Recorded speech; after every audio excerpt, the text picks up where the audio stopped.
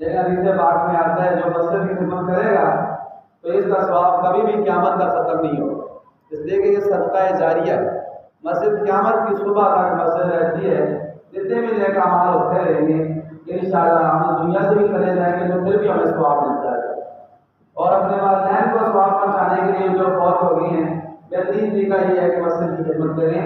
یہ آپ کے والدین کے لیے بہترین صدقہ جاریہ ہے۔ اللہ تعالیٰ فرماتے ہیں قرآن پاک میں کہ سود کو اللہ تعالیٰ مٹا دیتے ہیں، اور اس مال سے صدقہ نکالا جاتا ہے، اللہ تعالیٰ کے گھر کی خدمت کی جاتی ہے، اس مال کو اللہ تعالیٰ بڑھاتے ہیں۔ لیکن دیکھنے میں تو یہ نظر آتا ہے کہ میں مسجد کو 1000 روپیہ دے رہا ہوں، 500 روپیہ دے رہا ہوں، 100 روپیہ دے رہا ہوں، تو میرا یہ 1000 روپیہ میرے پیسے کم ہو گئے،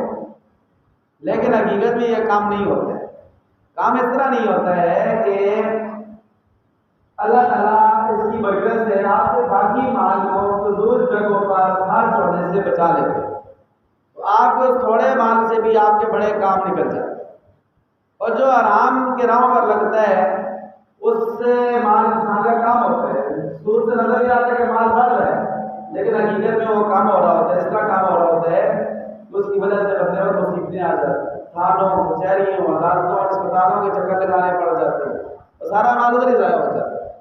اس لیے اس نیت سے دیا کریں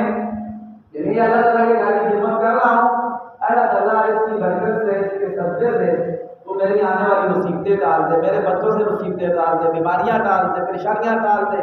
ایکسیڈنٹ سے، نادانی آفات سے ہمیں بچا لے۔ انشاءاللہ اللہ تعالیٰ کی رحمت سے امید ہے کہ اللہ تعالیٰ اس سے آپ کی حفاظت کرے۔ اللہ تعالیٰ سے دعا ہے جو بھی آپ کے نے اللہ کی رضا کے لیے یہ مسجد کی مالی خدمت کی ہے، اللہ تعالیٰ قبول فرمائے، دنیا آخرت میں اللہ تعالیٰ آپ سب کو بہترین نظر عطا فرمائے۔